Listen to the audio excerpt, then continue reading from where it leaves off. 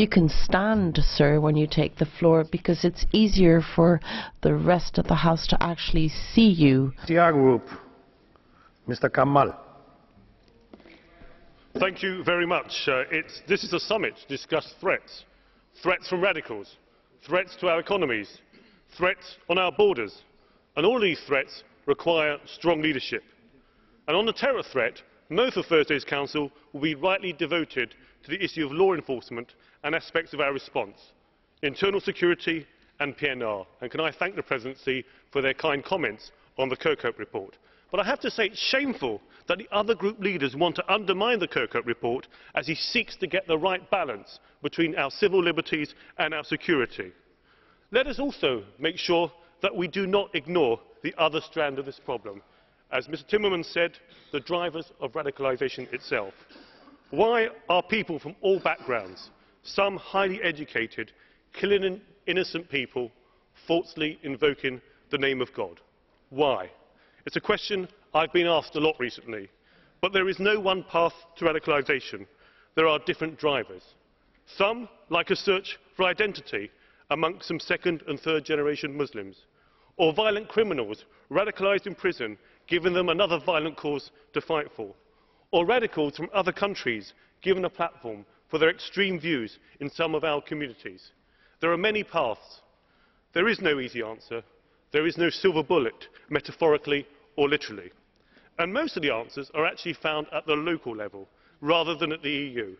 But however, at the EU level, we should not be afraid to discuss these issues in an open and frank manner, and exchanging best practice and what works best and what doesn't work in our countries.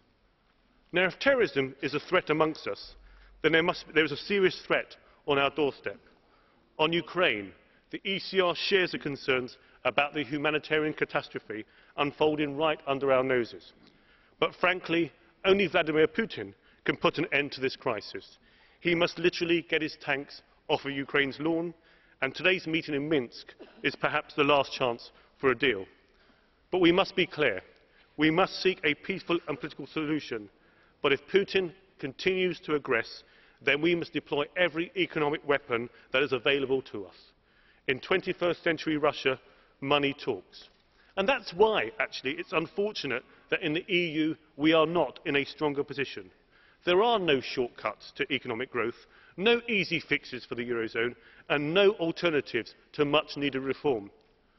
And anyone who tells you there is a simple solution is simply not telling the truth. Frankly, the European Council needs to be honest about what economic and monetary union entails.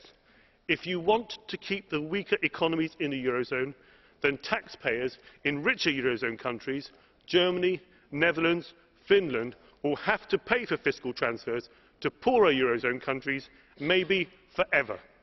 But those countries benefiting from the transfers must also understand the old saying, that he who pays the piper gets to call the tune.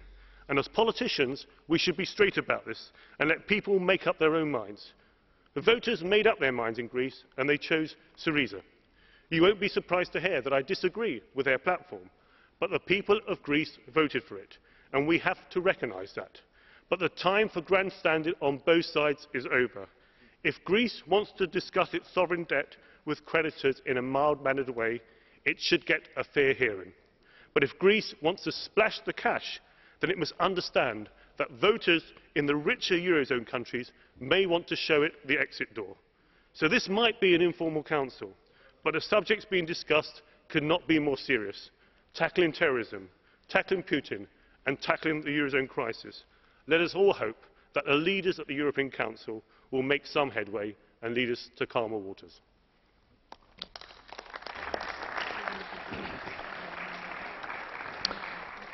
Herr Kamall, der Herr.